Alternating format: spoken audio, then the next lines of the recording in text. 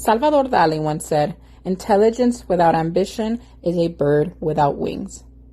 If that's true, hire ambitious management and make the smart choice to watch your dreams soar. If you're an up-and-coming business person and don't know where to start, if you need a tax professional, or if you just want a free evaluation of your current life policy, please reach out to Amber Avis and watch your dreams take flight. She's available on social media.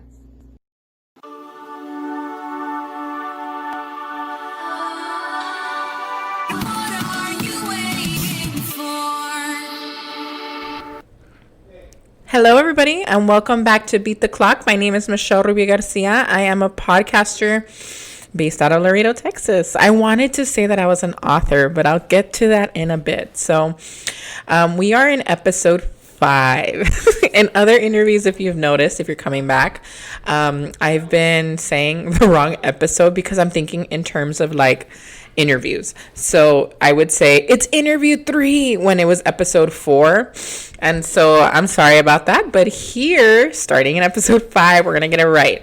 So this is Beat the Clock. Beat the Clock is a personal growth podcast. Now, does it give you this cookie cutter formula for success? No. It interviews people in 45-minute increments. We literally time it.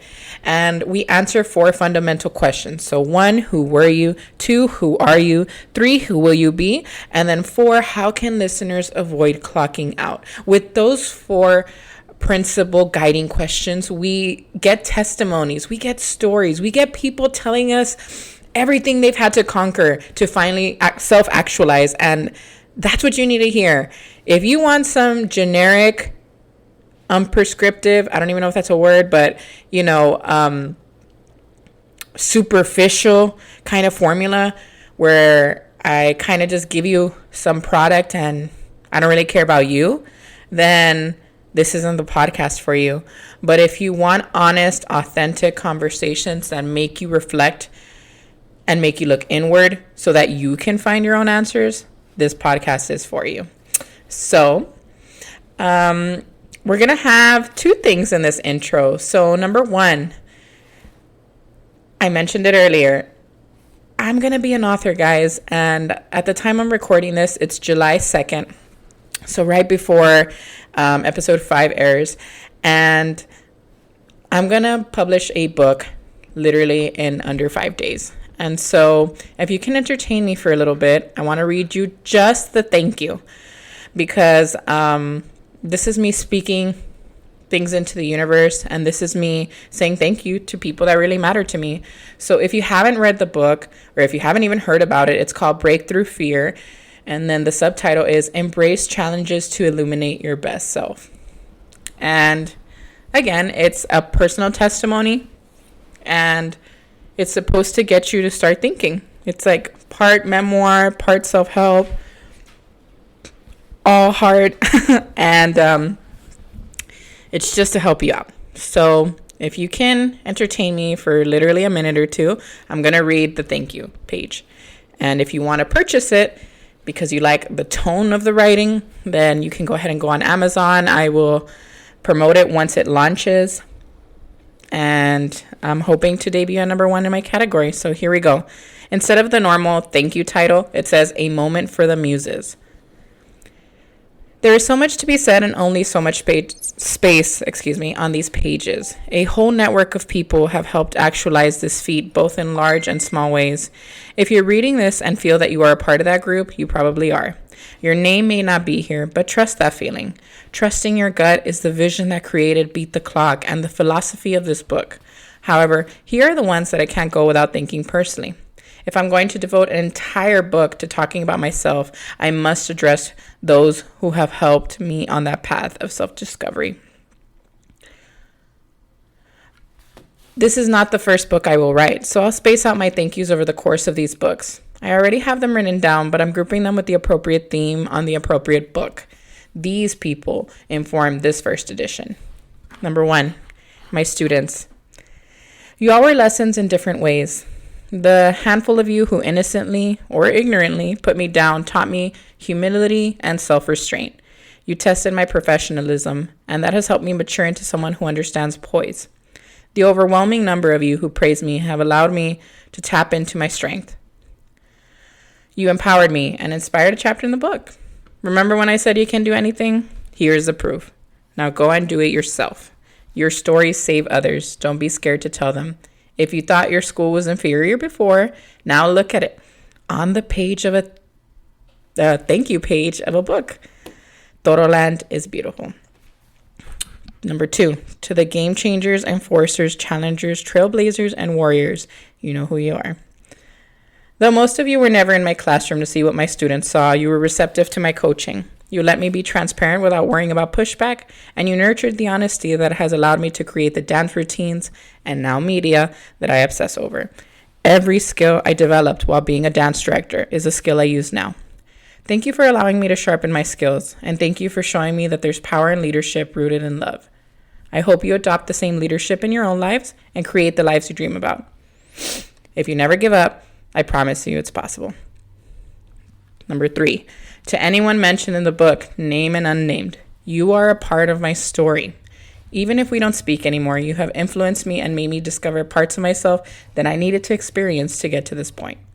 If I mention you, it is coming from a place of love. Thank you for what you taught me. Nothing in this book is meant to do anything other than inspire others.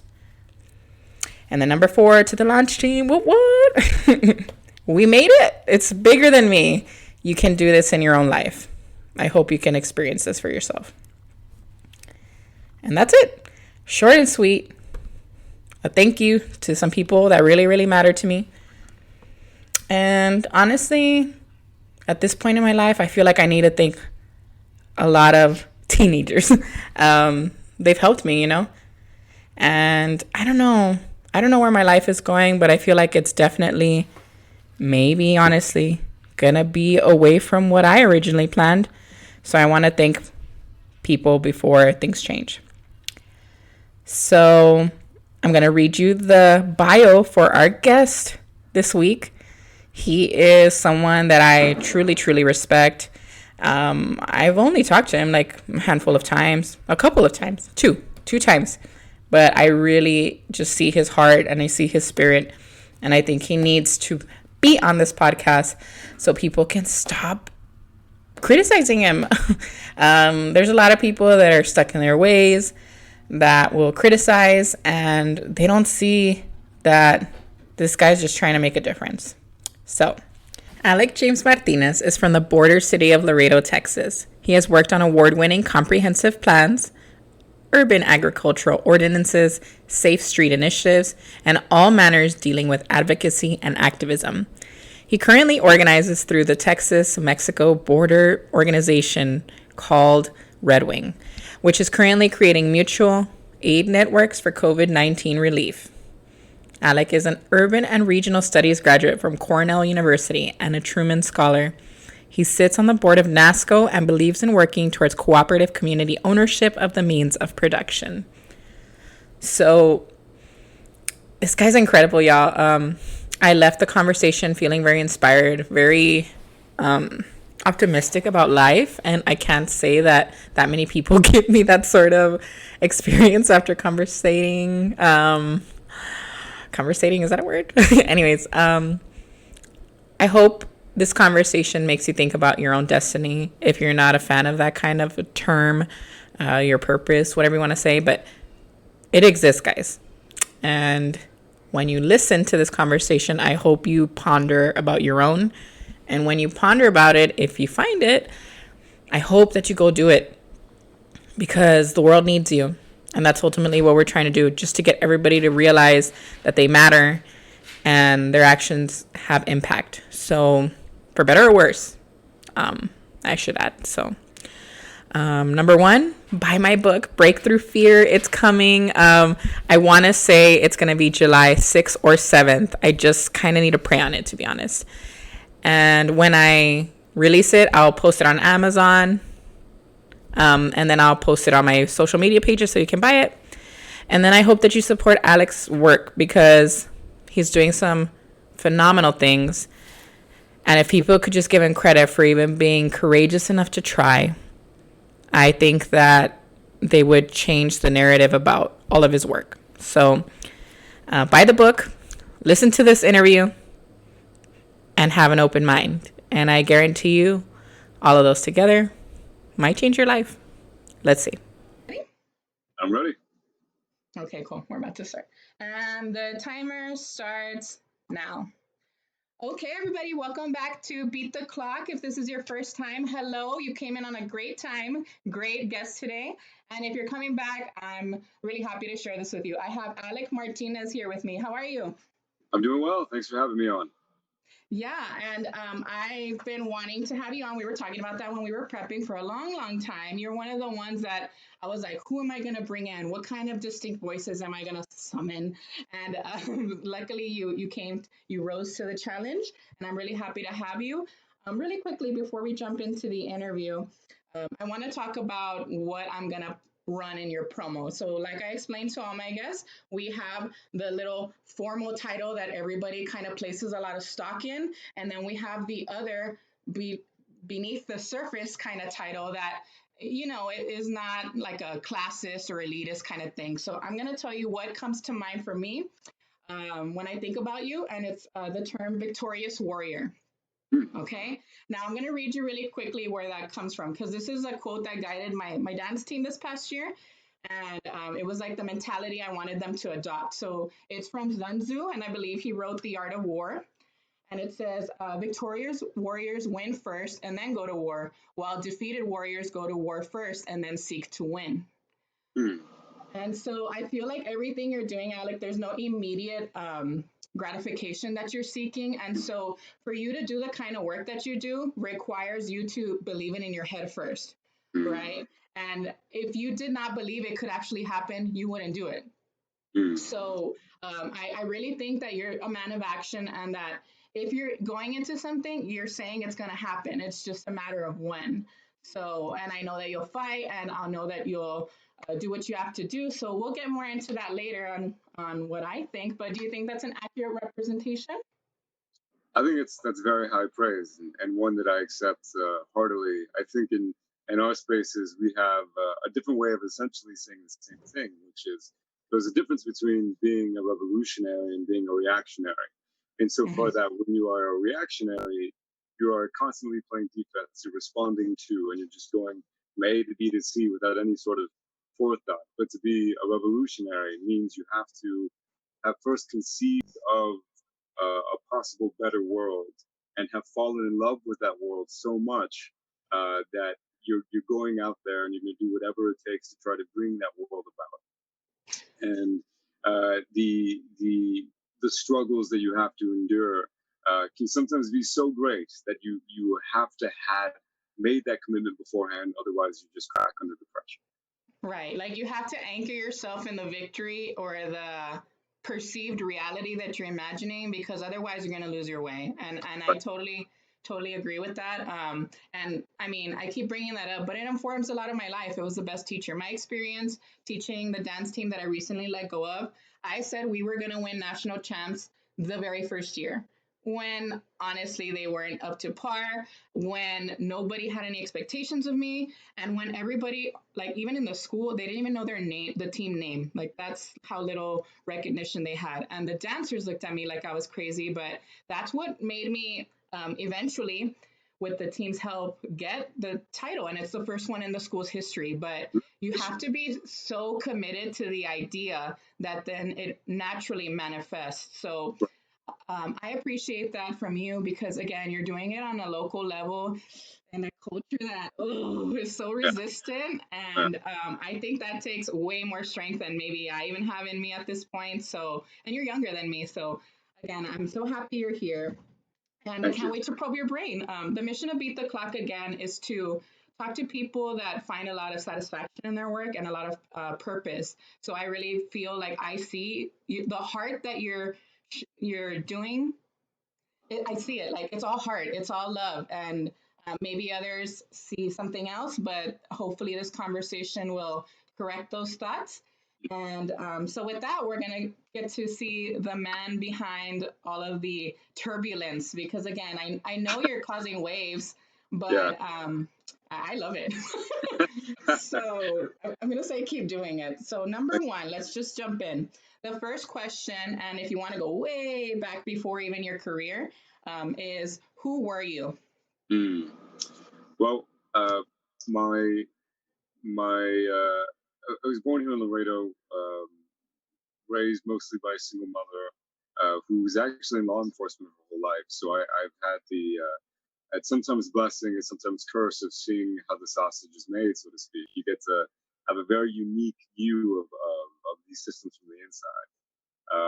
And as a child, I was always very thoughtful, to a point of sometimes uh, detriment, right? Because when you're somebody who's very thoughtful, you tend to be a little bit outcasted, or having these ideas that are difficult for some folks to interact with. And so, I think as children, we all go through some sort of traumas or hardships, and we internalize those. And for me, it was always kind of getting to a point where I would look around in my surroundings and think, "Is this it? Is this all there is to life?" I was hoping for more. I was expecting more, and I think that was a great traumatic disappointment for me. Was realizing, that this was it, unfortunately. And so that was maybe a little death, but I think the little reawakening, or rather the big reawakening, was realizing that it doesn't have to be justice. That human beings are meant for way more than what we are allotted. So that was a very primary motivator. However, despite that, I think you can have these ideas but not know how to act on them. And I think for a lot of my youth, I was very misguided, and didn't quite know how to manifest these ideas. And truth be told, I went to three different universities, and took a year off. And my first university that I went to, I didn't really know what I wanted to do or why I was going to college in the first place. And I practically flunked out. And that was my first university, was University of Georgia. And there were a lot of different reasons, a lot of personal struggles that I was going through. But I ultimately came back home to Laredo, again, where I was born, with my tail between my legs, trying to figure out, I know that there's something special in me. I know that there's something that I'm called to do. But if you look at my GPA, or if you look at my test scores or whatever, it doesn't reflect that. And so there was Mm-hmm. this schism between what I felt and what was being manifested around me. And so coming back to Laredo, I had to spend a great deal of time alone. And I remember thinking, or hearing, there's nothing to do in Laredo. Laredo's boring. Everybody has a very closed mind. And so I thought that there's got to be something special here. And so I made it my commitment to go to every event that I heard about, every organization. And what I found was a lot of beauty, a lot of magic. I think that was right when we were having conversations about revitalizing downtown, and there were poetry slams and plays, and all sorts of art.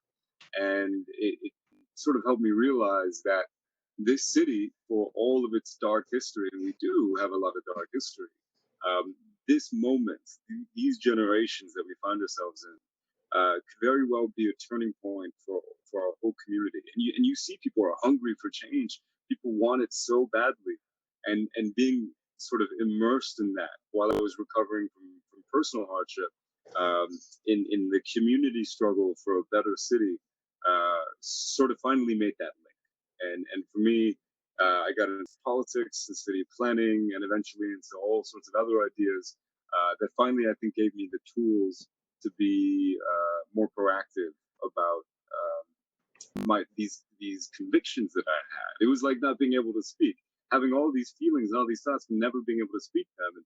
And coming back to Laredo, funny enough, equipped me with the language necessary.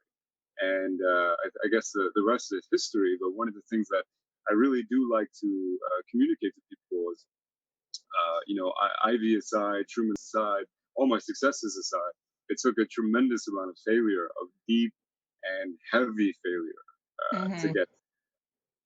Yeah, so I'm gonna kind of you're glossing over it like it's no big deal, but I'm gonna read some of the titles you've had. And again, I'm not saying it to like elevate you to this deity level. I'm just saying like it is possible to think about more, to reach for more. And yes, you are gonna have failure, but it's okay. So yes, like you said, you're a Truman Scholar, highly competitive, right? Rare to get, and you got it. You graduated from Cornell University in Urban and Regional Studies, Hmm. and then you're the government relations manager for, or were for Blue Duck. So you were instrumental in bringing those motorized scooters. Yes.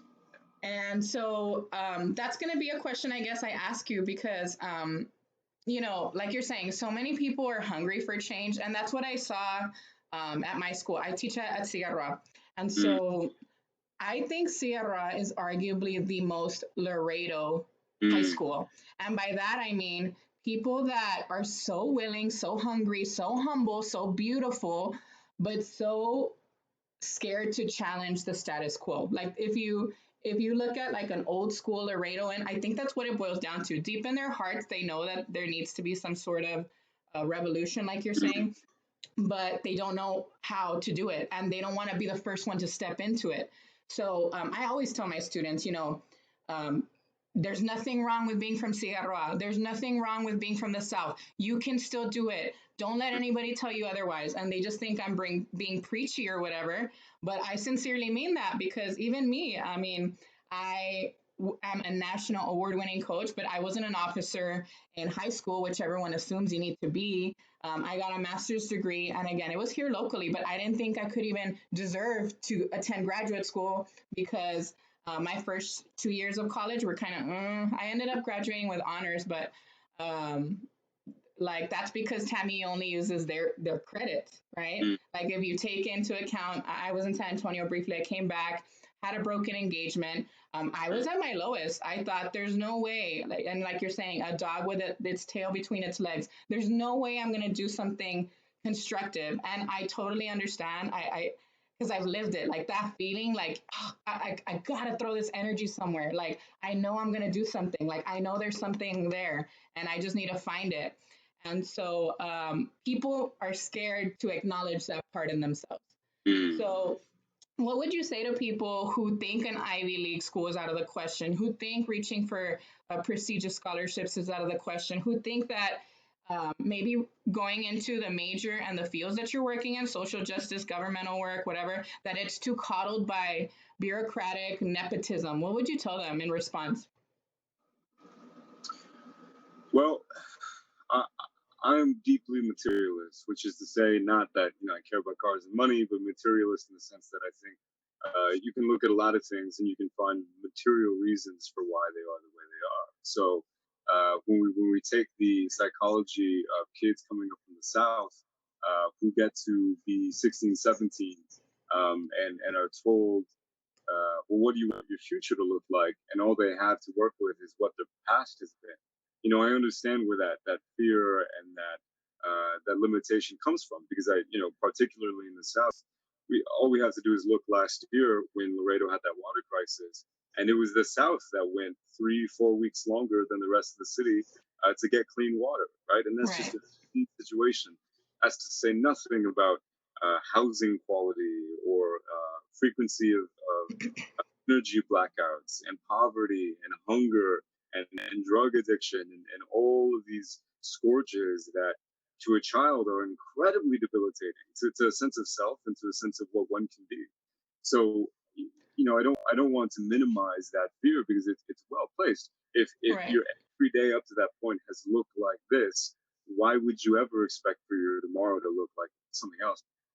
But that's not to say it's impossible, but it is to say that we must understand that in some ways the game is harder to play for some people. yeah. And that, I had a student tell me that he wanted to try in life, but he felt like, and I mean, honestly, he wasn't the best student in the world, but he was like confiding in me, and he said, it feels like some people take the elevator to success, and I have to take like the longest flight of stairs. yeah, yeah, and that's a very wise student. And that's the other thing is that the public education system, you guys have to teach to tests, right? And so the ability for creativity, for genuine connection, or for taking it at the pace that is comfortable for students is totally out of the question. Yeah. Somebody that you will never meet has written the syllabus for kids that he'll never meet or doesn't know how they work by. And so you're judging a monkey and a fish uh, on their ability to climb a tree. And what we have to understand is that everybody's got different strengths, and being able to read a book and regurgitate the answers on a page isn't everybody's strength. And so it in so many ways the system becomes thornier for some people. And unfortunately, a lot of people, Laredo's 33% below the poverty level. A lot Hmm. of students who, English isn't their first language, or whatever the case may be, struggle with those things. And so one thing that I think that I learned was, um, I remember getting accepted to Cornell and imagining that I would be accepted into an Ivy and thinking, wow, I've got to, and perhaps this isn't quite the narrative that we want to hear, but it's the true one, and I'll stand by the truth. Getting into Cornell is like, I'm going to be so far behind. All of these kids are going to be light years ahead of me. So I've got to read, I've got to plan, I got to study, so that the moment I step on, I'll be, you know, hopefully not too far behind. And I remember getting there, and I remember sort of looking around me and recognizing that a lot of the kids weren't all that extraordinary. But what was the case was that I could maybe only count five of whom were in my tax bracket, or only a handful that were from South Texas, and a very small contingent that were Hispanic or Latino. And so it for me made me realize, getting to Cornell made me realize that there are all these walls, very, very tall walls, in between our people and those the rooms where it happens, right? Like the places of success. And it's Hmm. not often because our people are anything. It's just that the system in which we live, they're playing on hard mode. And so I one of the things that I tell people, and again, this is probably not what people expect me to say, but is to try one's best to not conceive of success in these terms, but rather success in a very introspective way, understanding what makes you tick, what makes you want to wake up in the morning, and pursuing that. If it will benefit you and your community and your family. Uh, I know that's easy to say for somebody who got to go to an Ivy, who got to get all these scholarships, but I saw so many um, Hispanic Latino people from poor families who are going out there to become, financial investors to continue to perpetuate systems that keep their people in positions of subservience. So it's tricky, and so I guess the short answer to your question is one. Uh, I would encourage kids to have a more creative understanding of what success is, and two, to understand, we're speaking in realistic material terms, to understand that the system is against you, but all the more powerful you are to overcome that. You got to understand that the overwhelming majority of America is not based on a meritocracy. I know our abuelos and abuelas who are either migrant workers or working on cars as mechanics or whatever, and construction workers in the hot sun for 50, 60, 70 hours a week in 170-degree weather, that will still, unfortunately, die in poverty. So when we say the harder you work, the farther you'll go, we got to understand that's not really the case. So we have to have a great deal of empathy, patience, and mercy on our children, um, because man, they've got a whole lot set against them.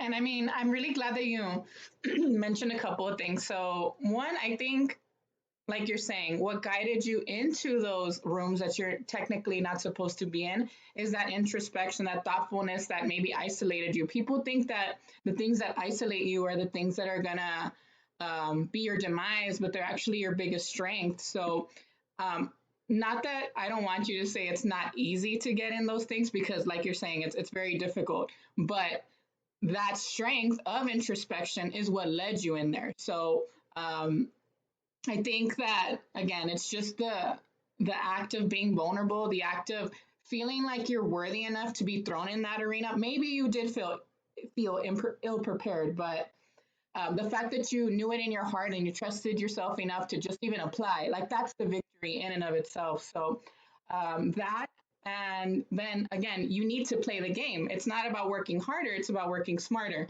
So some of those credentials, we both know that they don't matter in the grand scheme of existence, but that's a way to play the game. That's a way to add leverage. That's a way to equip yourself. And so like you're saying, I was going to bring that up actually. So it's really nice that we kind of uh, have this kind of cohesion of ideas. Like sometimes I throw statistic at my students, and it's not to scare them, like, oh, I'm going to butcher them, but I think 10% of Latinas have a master's degree. And then 2 or 3% have doctoral degrees. And they think I'm crazy because currently I'm trying to get a doctoral degree. I'm working on it, right? Wow, great. Yeah. So they think those numbers are scary, but I think those numbers add urgency. Like it's not to deter me and to put them at arm's length. It's to say why is there such distance? Like we need to get closer to those numbers. Those numbers need to be bigger. The like you're saying, the system is blatantly showing you that it's been constructed to have us at the door. We need to step into it. And we need to just really, again, be unapologetic with what we bring to the table. Maybe other people don't perceive us as valuable, but we got to know that. And then we got to make others see that. There's no way that anyone's going to see it unless we believe it first. Mm-hmm. Yeah, absolutely. And so Absolutely. before we move on to the second question, I just have to, I have to throw that in there. You played, I'm going to mispronounce it. Catan? Yeah, Catan. It's Yeah. it's a board game. I find one of my favorite pastimes is I'm very strategy minded. I like thinking strategically, and yeah, sitting down with family and friends and playing board games of that sort. I think I don't play Monopoly or anything like that. That breaks friendships. But It's sitting too down, long. It tests patience. yeah, but being able to throw your phone away for an hour or two and just sort of, make prolonged conversation around a table with friends and family is so nice. And these analog methods of entertainment, these non-digital methods of entertainment are very rare and far between these days. So yeah, I like the ritual aspect. I like the strategic thinking and the little friendly competition aspects of it. So yeah, anytime in meeting with friends or family, I'll bring a game over and we'll sit around a table and chat over it. So yeah, guilty Yeah. pleasure. I like, you can just say pleasure. It's no problem. You don't have to add that label. No, but I also like that you mentioned that because the reason I brought it up was because I was going to ask, would you say that the skills that you exercise or flex in the game directly tie into the work that you do? Because you're saying it's all strategy based. So I'm sure that with a lot of the projects you have going on, there's intentional, uh, like far-sighted, uh, yeah, strategy.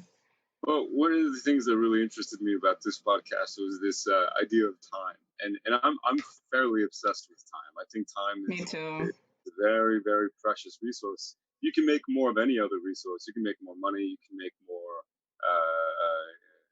commodities, but you can never make any more time. You have a limited amount of time, and Correct. the day gets more and more limited.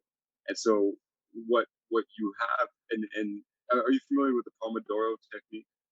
Hmm. Wait, It's the a 20-minute, is it the yes, 20-minute one? Okay, 20 cool. Yeah. minutes Yeah, on, yeah, a break, 25 minutes on. And yeah. Yes. essentially based off of this idea that we can really focus deeply, not touching your phone, this idea of deep work. And so when we start thinking of like what we use their time on, never before have we had such short attention spans because our phones are cultivating in us very short attention spans. I mean, the most popular apps of today are things like Instagram and TikTok, and those are literally composed of 10-second videos, and it's just Hmm. this constant, infinite stream of dopamine. And so our brains are literally being rewired so that when we sit down to read a book, it becomes so much harder to just focus Yeah. on one for a long period of time.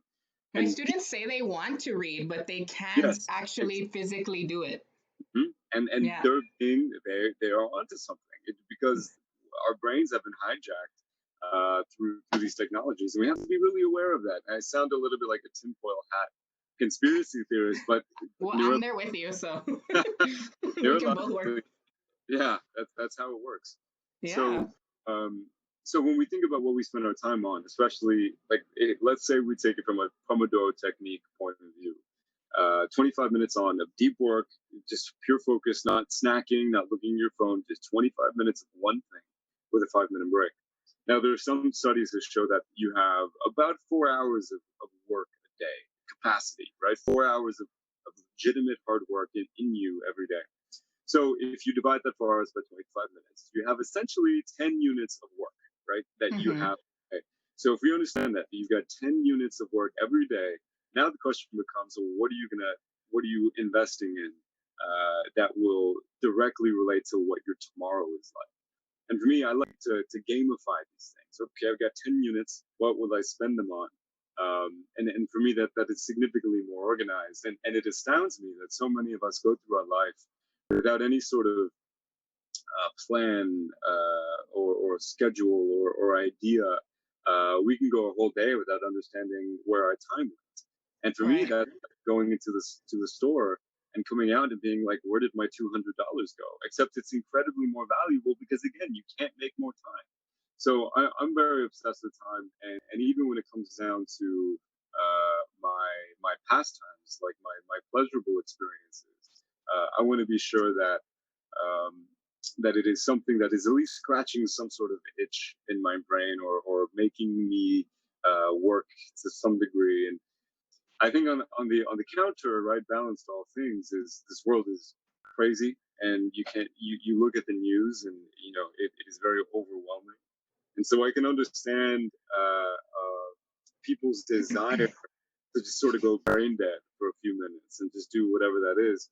But again, to go back to the science, uh, scrolling Facebook for 30 minutes will never give you the type of relief that you're searching for, the way painting for 30 minutes would, or taking a 30-minute walk, or standing out in the garden, or cooking. All of those things may sound harder when you think about them, that versus scrolling on Instagram for an hour. But in the end game, will make you into a better person and actually give you that rest and those feelings of relief that you're looking for.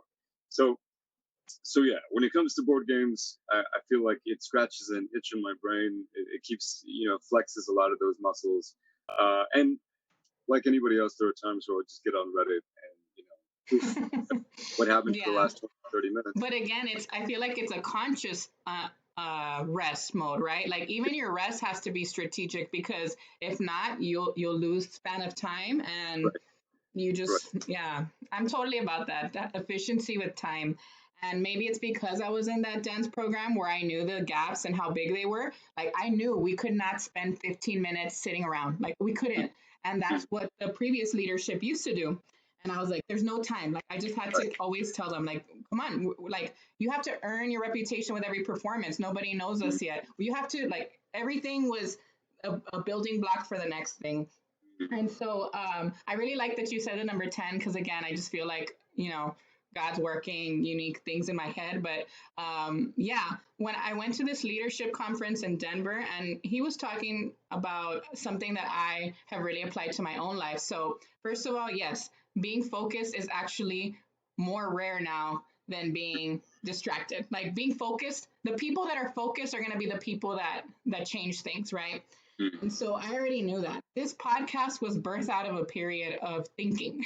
I really didn't have, I mean, I had it a little bit in my head, like a tiny little thing, but it just completely blew up. And I mean, I thought I was going to be an author back in like fourth grade. And now it's like, it's all coming to me. I'm literally just like a lunatic going, but it's okay. And again, it comes from intentional focus. And then what the pastor was saying at the time was that when you're thinking of your life plan, you have to think in 10-year increments. Mhm. Because if you think in 1 or 2 year increments or day by day increments, it's going to feel like this never ending battle. Mm. But if you think of your life in terms of 10 years, then one year that is bad won't seem so bad, right?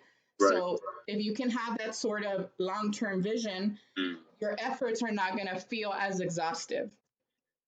And I feel like, yeah, everybody says, take it a day at a time or just go with it or whatever. And that 10-year window actually gives you some sort of leeway too. If you're in year 3 and you're finding that something doesn't work, then you have 7 years to get your plan back on track. It gives you that flexibility as well. So I really think that, yeah, planning is super important. And that's the thing that we just surrender to everybody, right? Right. That's right. Right. So, question number 2, because we're at 15 minutes, believe it or not. Who are you now? So, tell us about Red Wing and your experience. Yeah, Red Wing is an organization based out of Laredo.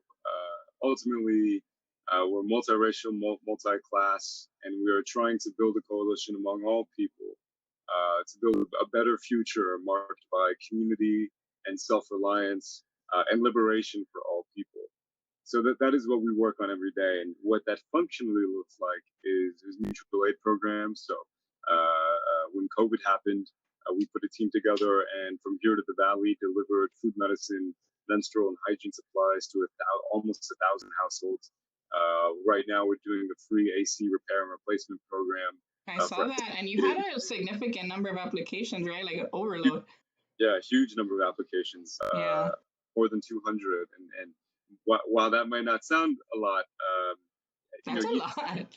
each one of those is 150, right? And so that's a lot of money. And so we're working on these things, and when the water crisis happened, and here's what makes Red Wing a little bit different from like any other charity or volunteer group, is when the water crisis happened. Not only did we hold water drives, but we also held teach-ins. So we always go beyond the problem. So right now, yes, a great swath of our poorest populations don't have clean water.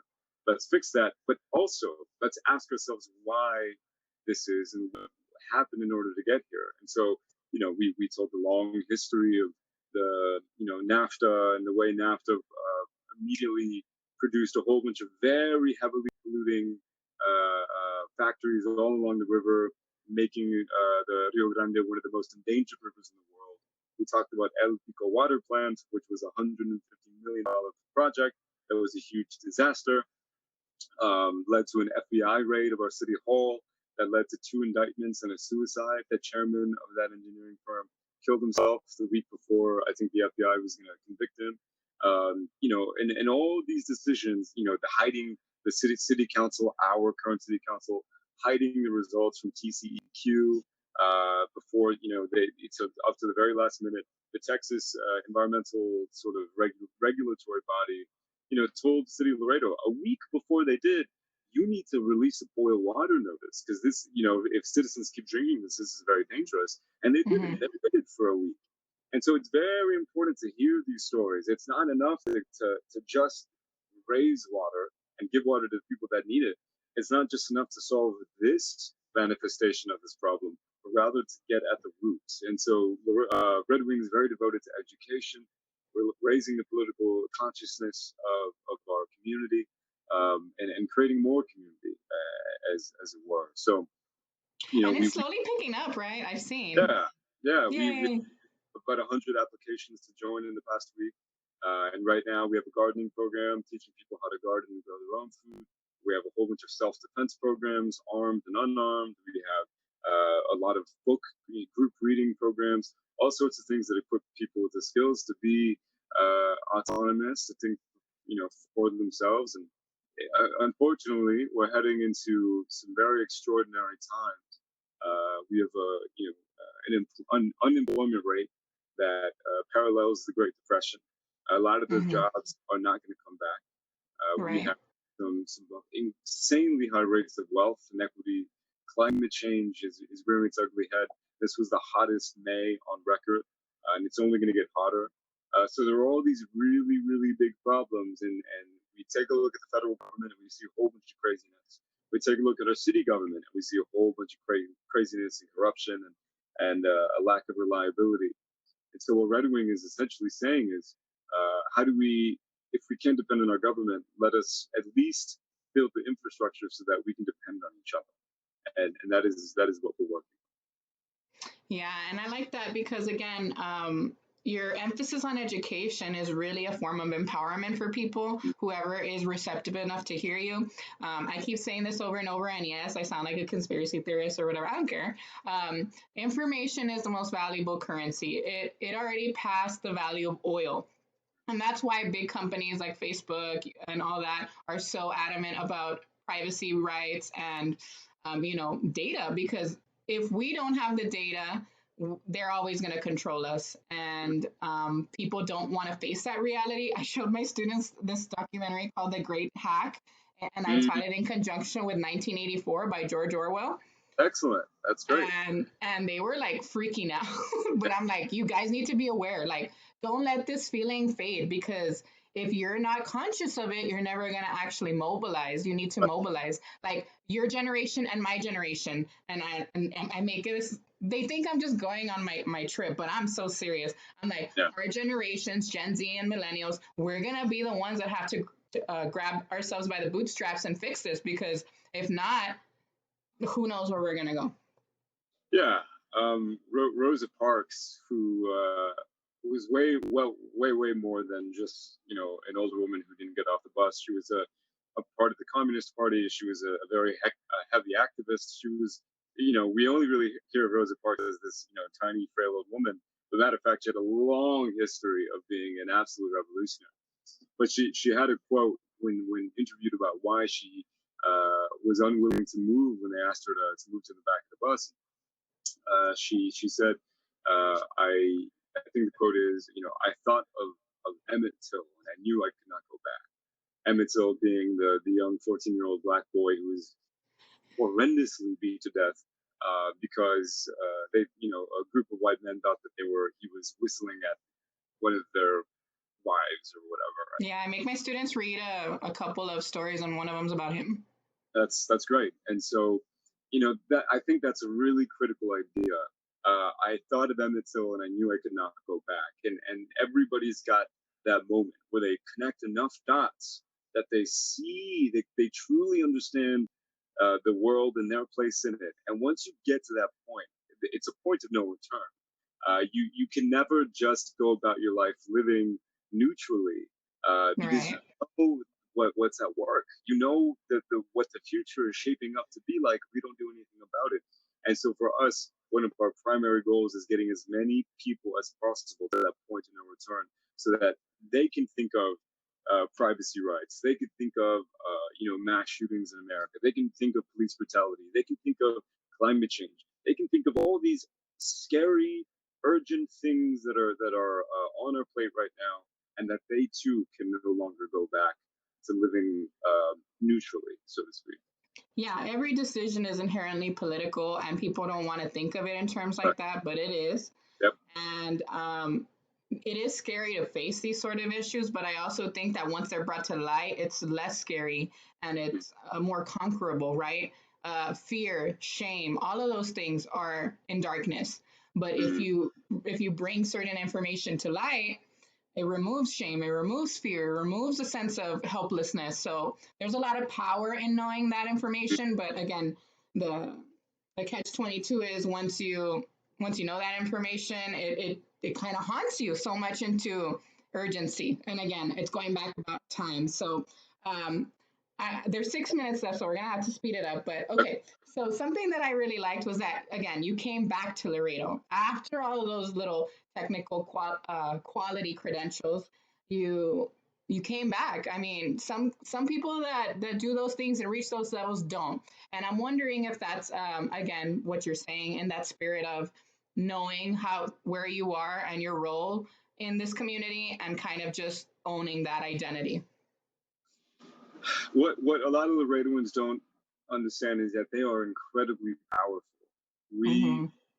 if we acted in unity as a community, we could put America on pause. I mean, we handle 40% of all trade between Mexico and the United States, and that makes us quite extraordinary. The fact that we are such a big economic bridge for this country. Billions. I forget. I think 20 billion. Um, I need to double check on that, but of trade comes through here, right? So much depends on Laredoans just being quiet and just go to work and don't think about things. Just do this so that we can continue using these infrastructures, right? And Right. Laredoans don't realize that that was all done purposefully. A lack of solid public education funding, a lack of solid healthcare and public infrastructure to keep people subservient to these institutions. And for me, Laredo has always been this thing where there is this big revolutionary radical streak that bubbles under the surface. I think of Jovita Hidar, who's one of our ancestors that we never talk about. So, meanwhile, while we're talking about George and Martha Washington, who literally never stepped foot in Laredo, probably didn't even know it existed, we have people like Yeah. Jovita Hidar, who was a Laredoan, did not like the way Texas Rangers were lynching Latinos and Hispanics, did not like the violence that she was seeing, the war on Mexicans, in sort of taking the territory back in those days. And so what she did, she started a newspaper called, and with her father, La Crónica. And she wrote about the violence of poverty and the violence of the Texas Rangers. And she called out the president. And she was this loud, proud Latina who was pointing her fingers at things that they didn't want us to be looking at. One of the most famous stories about Jovita Hidar was that the Texas Rangers one night came and circled her printing press. They were going to burn it to the ground. And she steps out on her front porch and she would not move. And so eventually these Rangers had to leave. They came back a week later and did eventually burn it down. But that that strength, that confidence, that boldness of this one woman that most Laredoans have never heard about. This is our ancestor, our common ancestor, and we don't talk about it. So Laredo is this really beautiful, revolutionary, magical place where just told over and over again that it is not. And so coming back, Agree. was a very sensical thing for me because the blood of my ancestors is in the soil. These are my family. People here look like me. They speak like me. We eat the same things. We have a common culture, and that is important. And I think right now, this moment of history, it has never been more important for our people to stand up for a better world. And so Laredo, a city of 96% Hispanic people, we're one of the biggest cities in the United States, believe it or not. Yeah, we Um, are. I always tell my students that we're top 10 in Texas and they still call it a small town.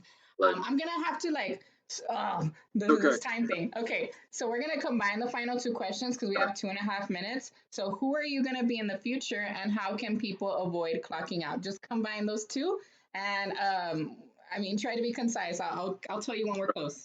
Okay. Number one, we would like to see neighborhoods, entire cities, even with urban gardens, with cooperative housing, accessible housing, with strong sense of communities, so that if pandemics ever go down, if riots ever go down, if whatever craziness that is headed our way happens, you've got tight knit communities. Whatever happens with the government, you've got people that are watching out for each other that can do these things on their own. And when COVID hit, you were hearing about meat shortages. You were hearing about food shortages. Well, what would it be like for everybody to be able to produce their own food and share it with each other? What would it be like to not have to pay $1,500 to a landlord, or rather be having communally owned properties where people live?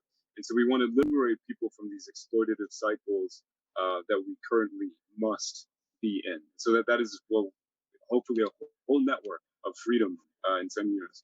And how can people avoid clocking out? Simple, but very effective is mindfulness. I'm a big fan of meditation. I think prayer is very parallel to meditation. But mindfulness is whatever you're doing, being cognitive, being conscious of what you're doing. Oftentimes we hit a red light and we'll pull out our phone, not because we want to check anything, but because we're so terrified of just being alone with our thoughts for a moment.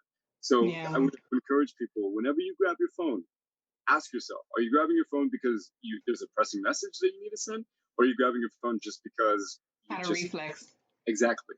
So being mindful of all exactly what you're doing and why is really important, because 9 times out of 10 you realize, I actually don't need to be doing this right now. And then you open that space up in your life and in your heart and in your mind to plant seeds for a better future, doing things that you do want to do. So yeah, mindfulness is a big one. So yeah, there's 20 some seconds left. So I'm just gonna say I really like that you tie your strong sense of purpose to the vision instead of labels. I think we limit ourselves when we label and place our identity in that. And I just want to say, if there's anything you want to promote, there's 5 seconds left. We're gonna go over time a little bit, but it's okay. If there's a Facebook page or something, it's right there. Yeah, Red United on Facebook. And we could always use more help. We've got a GoFundMe link on there. If you're interested in any of these programs, please send an application in to apply. We need more hands, always need more finances, and we hope to see folks around. Thanks very much for having me on. This is a great conversation. Yeah, and again, I just want people to see that everything you're doing is coming from a place of love. There's some people that question some of the stuff you're asking, and I just want to jump on them so bad, but I know that that's not constructive, and I'm like, you know what? This is much more constructive. It's much more productive to poke behind the brain than just see what's offered at the surface and then just judge off of that. There's always more depth if we're willing to dive in there. So again, just stay with it, and I know that you're onto something, and I'm right there with you. And this is my way of trying to help. And if there's any other way, I'm sure our paths will cross for sure. Thank you very much. It was a pleasure to be on, and I hope those paths do cross. Thanks. Thanks. And so we're clocking out here, guys, but don't you clock out in your own life.